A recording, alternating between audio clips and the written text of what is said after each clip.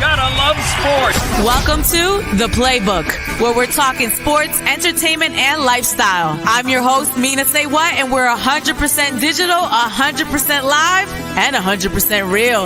Let's count them down.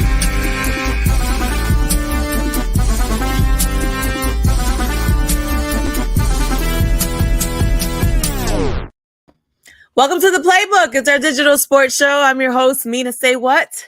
We got a lot to talk about. Let's get to it. Want to welcome my friend, podcaster, sportscaster Sean Bell to the show. I can't even talk. It's so hot. I'm pregnant.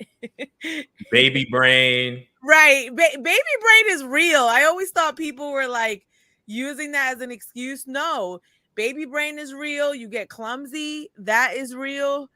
These things are real. You don't even know how to use your own body anymore. You know what I mean? You're 40 pounds heavier. How do you even adjust to that? Heavier, weight distribution. You ain't getting the good sleep that you once got. Hello. I'm definitely there. I'm sorry. I don't know the struggle, but I feel for you. Thank you. Let's hop into what's going on. Our Philly plays, our big Philly stories of the week. James Harden finally explaining this pay cut. There's a lot of drama surrounding the pay cut, the $15 million pay cut. Some people think that there are incentives that people like Michael Rubin or the Fanatics might be giving James Harden on the back end. Some people just can't wrap their head around why he is taking a pay cut. This is what he had to say about the pay cut. He said he had conversations with Daryl, the president of the Sixers. He said it was explained to me how we could get better and what the market value was for certain players.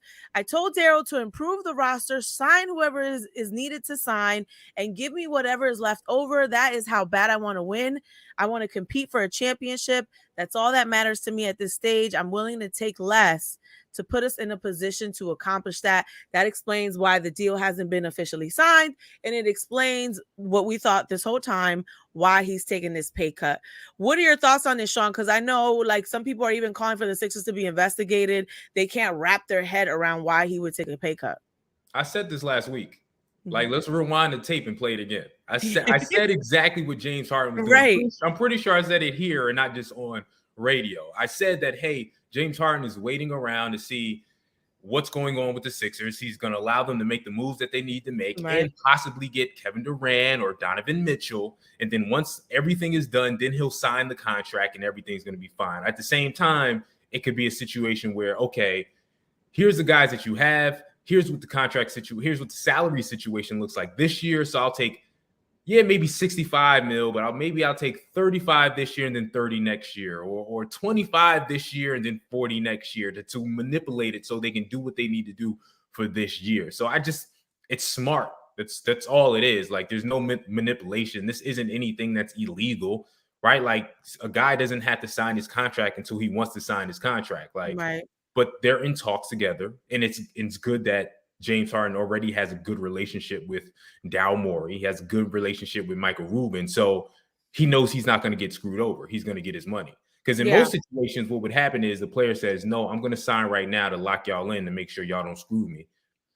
But because he has the relationship he has with Morey and Rubin, especially Rubin, he's going to be like, well, I'm going to get paid, right? They're not going to do me dirty to the fact of, hey, before it would have been 70 million. Now it's 50 million. Like, it's not going to be that type of gap. So it's just smart. I like that they have that relationship, right? They're letting him into like the business side of it so that he can be in on the moves that are being made. And, you did say that verbatim, but everybody doesn't think like you. Like, Bobby Marks from ESPN said that the Sixers should be investigated because of this, because maybe there's some backdoor deal going on with James Harden is getting paid from the Fanatic. I'm like, can it just be a situation where the man really just wants to win? And at this point in his career, his personal accolades are taking a back seat to him actually winning a championship? And hey, let's get this straight. He is probably getting paid by the Fanatic, and there's nothing wrong with that. Like it's not illegal. Like, here's the thing, right? Because you don't think Steph Curry and the owner of the Golden State Warriors have done other business together?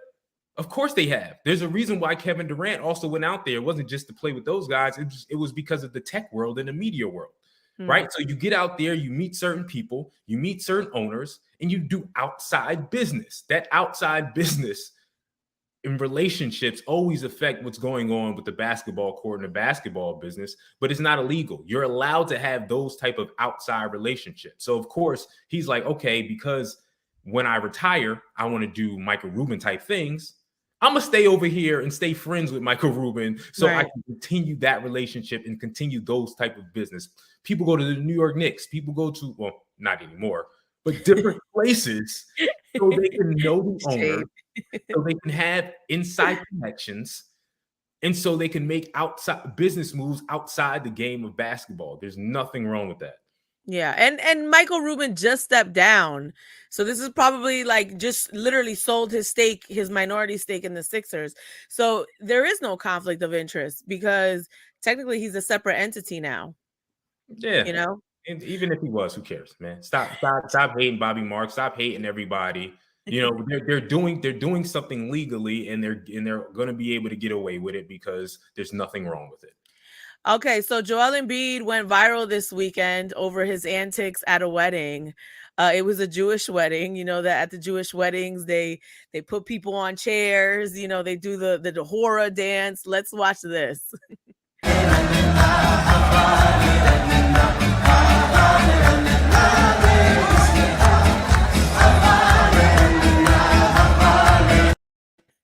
He's the only black guy there.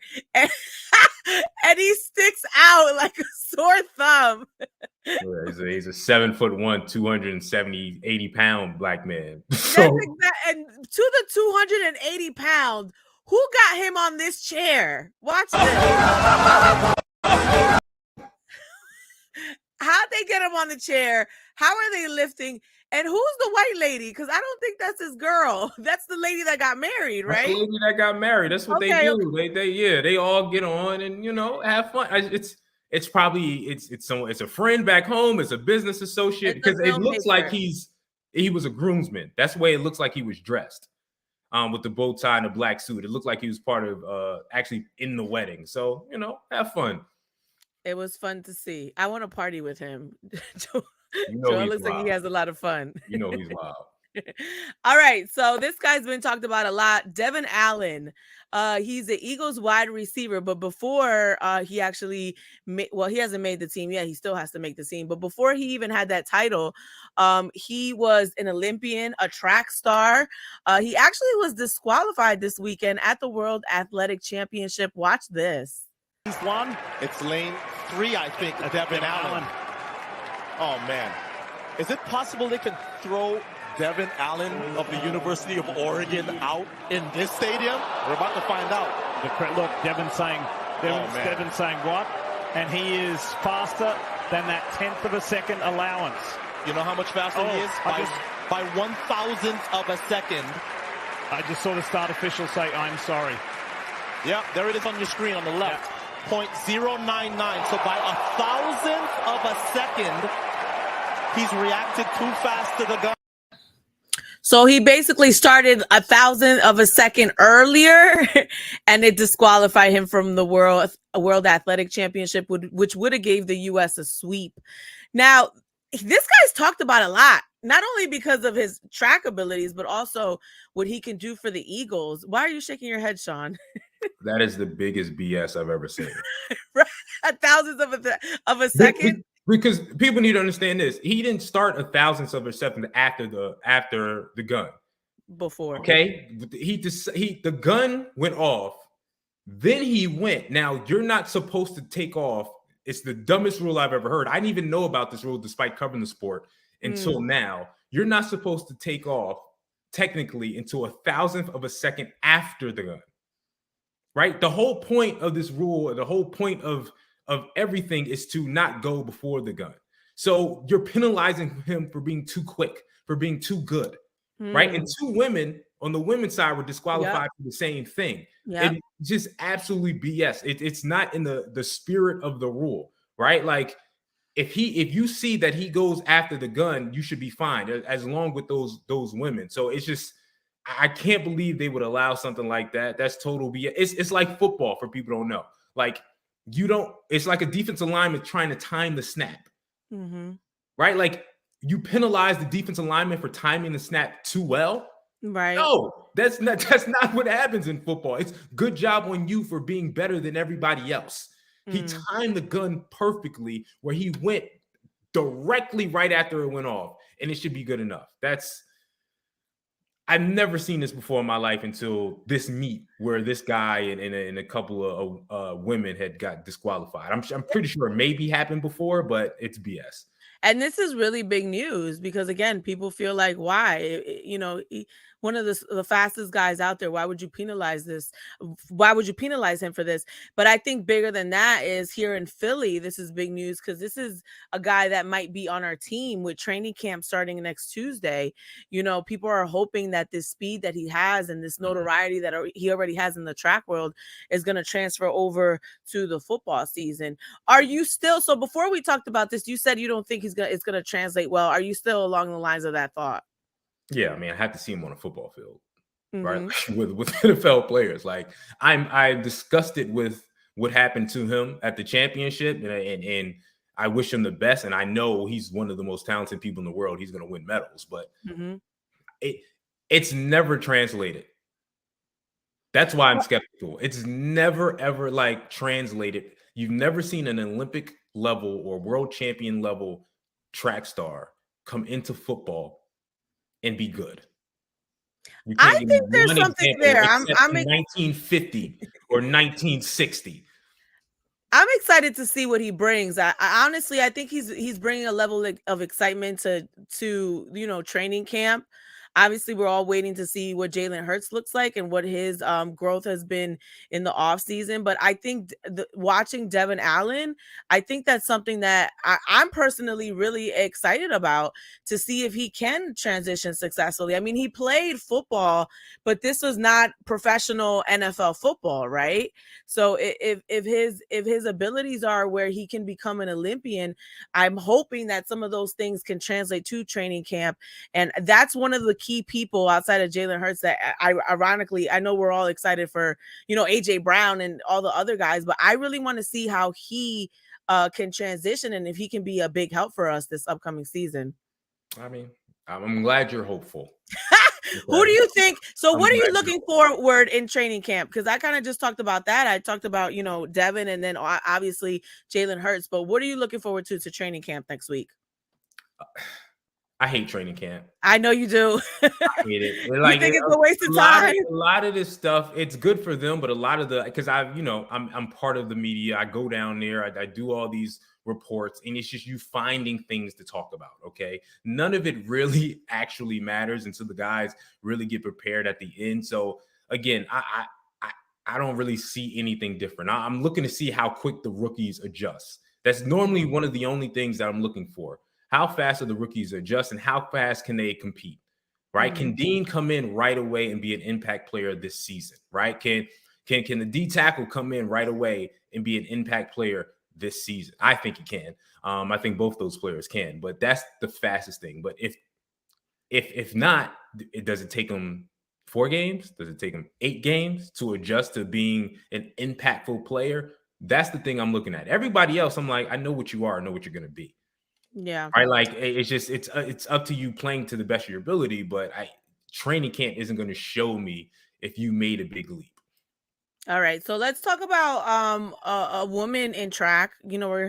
We're kind of having a track conversation. Jamaican track star has signed a deal with Puma. Elaine Thompson, the fastest woman alive, reportedly signed a deal with Puma after dropping Nike. I just love that these companies are starting to use more women in their advertising and marketing. And, you just wanted to shine a light on Elaine, on all the amazing things that she's done and her new deal with Puma. That's right. My country, Jamaica. Okay, y'all fast as hell. Exactly, the fastest. All right, and I'm sure what's dope about this is normally the way they get athletes away from Nike is they give them clothing deals, they give them equity, they give them something extra that Nike doesn't give out and doesn't have to give out unless it's LeBron. So I'm sure not only did she sign a deal that had a nice amount of money, she probably signed a deal that gave her something that most athletes don't get and something that's going to last her forever, right? Like some of these contracts, you're going to pay some of these athletes well beyond their playing day. It's going to pay them until they're 55 years old. Here's a lump sum at 55. You know what I mean? So salute to her. Yeah, we're gonna be seeing Elaine in some of the Puma marketing. So the draft for the baseball draft was this weekend. The Philadelphia Phillies have selected Justin Crawford. I always mess up the last name. In the 17th overall pick, right, for the draft this weekend.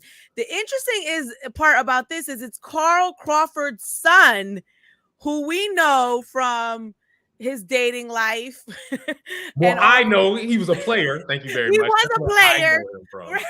But his dating life and also him running a label that Megan Thee Stallion is on.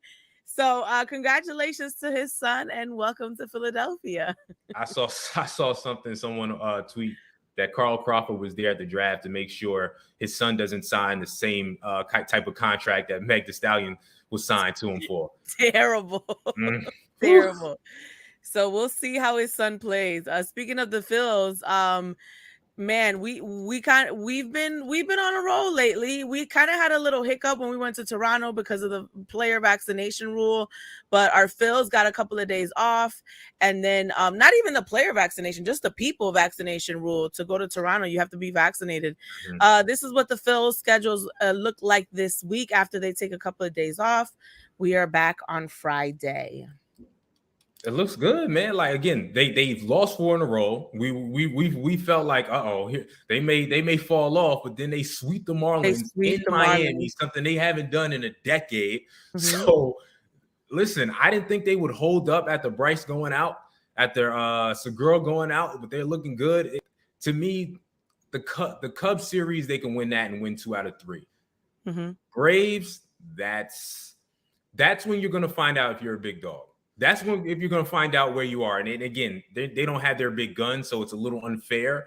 But they've been beaten up and getting back into the race because they've been playing some of the bad teams, and they've made sure they put their foot on the necks of the bad teams, which you're supposed to do. But when you face the Braves, the team ahead of you in the NL East, that's when you're going to find out what you are. And I feel like they're going to find out they're not there yet based off of injuries and all the other issues.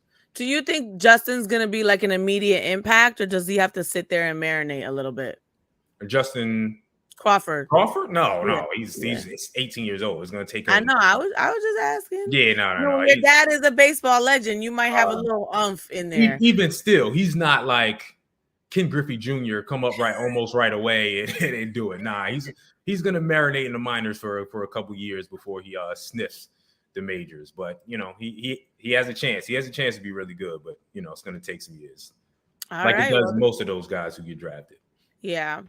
Well, that's the playbook. Thank you, Sean, for joining us once more. Mondays around 1:45. How can they find you? Sean Bell Live everywhere.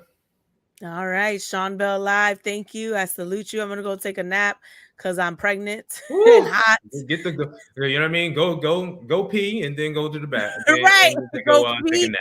It's pee, eat, and sleep. All right. You gotta lay on your side. You gotta put the pillow in between your legs. Ain't that so how the pregnant way? It's funny. Yesterday I woke up and now the draft was on, the baseball draft. So I was like halfway up watching the draft.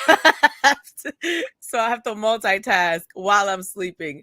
Thank you for watching. We'll talk to you next Monday at 1:45. It's the playbook. Mina SayWhat.